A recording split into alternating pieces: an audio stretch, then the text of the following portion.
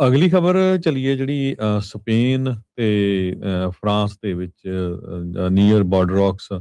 ਜਿਹੜੀਆਂ ਅੱਗਾਂ ਲੱਗੀਆਂ ਹੋਈਆਂ ਜੰਗਲੀ ਅੱਗਾਂ ਉਹਦੇ ਨਾਲ ਬਹੁਤ ਜ਼ਿਆਦਾ ਜਿਹੜਾ ਨੁਕਸਾਨ ਹੋ ਰਿਹਾ ਹੈਗਾ ਖਾਸ ਕਰਕੇ ਕਲਾਈਮੇਟ ਦਾ ਵੀ ਲੋਕਾਂ ਨੂੰ ਇਵੈਕੂਏਟ ਕੀਤਾ ਗਿਆ 4000 ਤੋਂ ਵੱਧ ਜਿਹੜੇ ਲੋਕ ਆ ਉਹ ਲੈਨਕਨੋ ਰਿਜ਼ੋਰਟ ਕਰਕੇ ਆ ਉੱਥੋਂ ਉਹਨਾਂ ਨੂੰ ਇਵੈਕੂਏਟ ਕੀਤਾ ਗਿਆ ਹੈਗਾ ਆ ਤੇ ਬਹੁਤ ਸਾਰੇ ਲੋਕ ਜਿਹੜੇ ਆ ਸ਼ਹਿਰਾਂ ਤੋਂ ਜਿਹੜੇ ਉਹ ਭੱਜ ਰਹੇ ਆ ਜਿੱਥੇ ਅੱਗਾਂ ਲੱਗੀਆਂ ਸੋ ਫਾਰ 42,000 ਹੈਕਟੇਅਰ ਜਿਹੜਾ ਕਿ 1,04,000 ਏਕੜ ਬਣਦਾ ਆ ਉਹ ਜਿਹੜਾ ਅੱਗ ਦੀ ਭੇਟ ਚੜ ਚੁੱਕਾ ਹੈਗਾ ਆ ਇਹ ਤੁਸੀਂ ਅੰਦਾਜ਼ਾ ਲਾ ਲਓ ਕਿ ਕਿੰਨਾ ਕੁ ਵੱਡਾ ਜਿਹੜਾ ਏਰੀਆ ਹੈਗਾ ਆ ਸੋ ਉੱਥੇ ਗਰਮੀ ਵੀ ਬਹੁਤ ਜ਼ਿਆਦਾ ਅੱਗਾਂ ਲੱਗਣ ਦੇ ਨਾਲ ਹੋਈ ਆ ਧੂਆਂ ਬਹੁਤ ਆ ਜਿਨ੍ਹਾਂ ਨੂੰ ਹੈਲਥ ਇਸ਼ੂ ਆ ਉਹਨਾਂ ਨੂੰ ਵੀ ਜਿਹੜੀ ਪ੍ਰੋਬਲਮਸ ਆ ਰਹੀ ਹੈਗੀ ਆ ਇੱਕ ਅਵੀਲਾ ਜਿਹੜਾ West of Madrid the area ਆ ਹਿੱਲੀ ਟਰੇਨ ਉੱਥੇ 50,000 ਹੈਕਟੇਅਰ ਅੱਗ ਜਿਹੜੀ ਆ ਉਹ ਇਸ ਵੇਲੇ ਸਾੜ ਰਹੀ ਆ 50,000 ਹੈਕਟੇਅਰ ਜੋ ਏਰੀਆ ਆ ਉਸ ਨੂੰ ਜਿਹੜੇ ਫਾਇਰ ਫਾਈਟਰਸ ਆ ਇੱਕ ਹਾਵੀਅਰ ਗਰਸੀਆ ਕਰਕੇ ਉਹਨਾਂ ਨੇ ਐਸੋਸੀਏਟਡ ਪ੍ਰੈਸ ਨੂੰ ਇਹ ਦੱਸਿਆ ਕਹਿੰਦਾ ਵੀ ਮੈਂ ਆਪਣੇ 2 ਦਹਾਕਿਆਂ ਦੇ 2 ਡੈਕੇਡਸ ਦੇ ਆਪਣੀ ਜੌਬ ਦੇ ਦੌਰਾਨ ਇਦਾਂ ਦੀ ਕਦੇ ਅੱਗ ਨਹੀਂ ਦੇਖੀ ਕਹਿੰਦੇ ਵੀ ਬਹੁਤ ਹੀ ਜਿਹੜੀ ਖਤਰਨਾਕ ਅੱਗ ਆ ਉਹ ਲੱਗੀ ਹੋਈ ਹੈਗੀ ਜੀ ਬਿਲਕੁਲ ਹੁਣ ਨਵੇਂ ਜਿਹੜੇ ਇਵੈਕੂਏਸ਼ਨ ਆਰਡਰ ਜਿਹੜੇ ਹਰਜੋਤ ਸਿੰਘ ਜੀ ਬਾਰਡੋ ਜਿਹੜਾ ਇਲਾਕਾ ਆ ਫਰਾਂਸ ਦੇ ਵਿੱਚ ਤੇ ਸਪੇਨ ਦੇ ਇਲਾਕਿਆਂ ਦੇ ਵਿੱਚੋਂ ਉੱਥੇ ਜਿਹੜੇ ਟੂਰਿਸਟ ਆ ਉਹਨਾਂ ਨੂੰ ਇੱਥੋਂ ਨਿਕਲਣ ਦੇ ਲਈ ਆਖਿਆ ਗਿਆ ਹੈਗਾ 4000 ਤੋਂ ਵੱਧ ਜਿਹੜੇ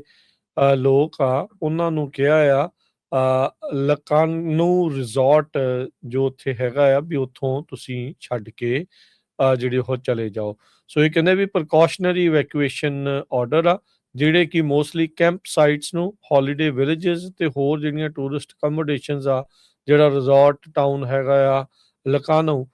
ਉੱਥੋਂ ਜਿਹੜਾ ਉਹ ਇਹਨਾਂ ਨੂੰ ਨਿਕਲਣ ਦੇ ਲਈ ਆਖਿਆ ਹੈਗਾ ਆ ਸੋ ਸਿਚੁਏਸ਼ਨ ਜਿਹੜੀ ਕੋਈ ਖਾਸ ਵਧੀਆ ਜਿਹੜੀ ਉਹ ਨਹੀਂ ਜਿਹੜੀ ਚੱਲ ਰਹੀ ਹੈਗੀ ਸੋ ਇਸ ਵਾਰ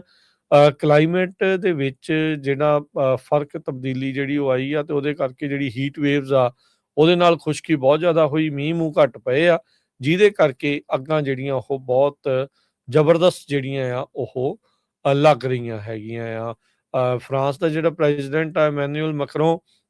ਉਹ ਇਹ ਕਹਿ ਰਿਹਾ ਵੀ ਕਹਿੰਦੇ ਵੀ ਟਫੈਸਟ ਸਿਚੁਏਸ਼ਨ ਆ ਕੰਟਰੀ ਦੇ ਲਈ ਸੈਕਿੰਡ ਵਰਲਡ ਵਾਰ ਤੋਂ ਬਾਅਦ ਦੇ ਵਿੱਚ ਜਿਸ ਦਾ ਜਿਹੜਾ ਇਹਨਾਂ ਨੂੰ ਸਾਹਮਣਾ ਕਰਨਾ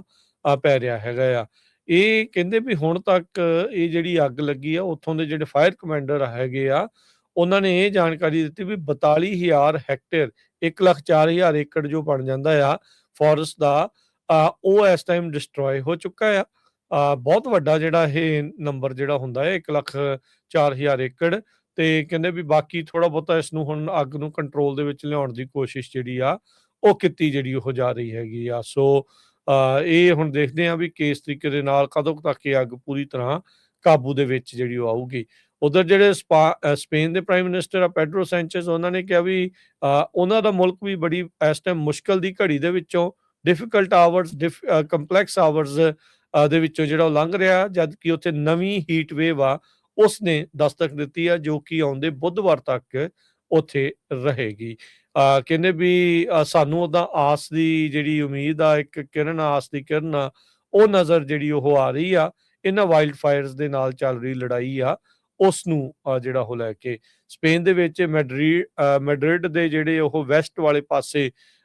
ਅਵੀਲਾ ਕਰਕੇ ਜਿਹੜਾ ਟਾਊਨ ਆ ਉੱਥੇ ਇਹ ਅੱਗਾਂ ਜਿਹੜੀਆਂ ਲੱਗੀਆਂ ਆ ਉੱਥੇ 50,000 ਹੈਕਟੇਅਰ ਜਿਹੜਾ ਰਕਬਾ ਆ ਉਹ ਇਸ ਟਾਈਮ ਸੜ ਕੇ ਸਵਾਹ ਹੋ ਚੁੱਕਾ ਹੈਗਾ ਆ ਸੋ ਫਾਇਰ ਫਾਈਟਰਸ ਕਹਿੰਦੇ ਵੀ ਦਿਨ ਰਾਤ ਅਣਥੱਕ ਮਿਹਨਤ ਜਿਹੜੀ ਉਹ ਕਰ ਰਹੇ ਆ ਤੇ ਹੋਰ ਮੁਲਕਾਂ ਤੋਂ ਵੀ ਜਿਹੜੇ ਫਾਇਰ ਫਾਈਟਰਸ ਆ ਉਹ ਉੱਥੇ ਪਹੁੰਚੇ ਹੋਏ ਆ ਵੀ ਇਹਨਾਂ ਅੱਗਾਂ ਦੇ ਉੱਤੇ ਕਾਬੂ ਪਾਇਆ ਜਾ ਸਕੇ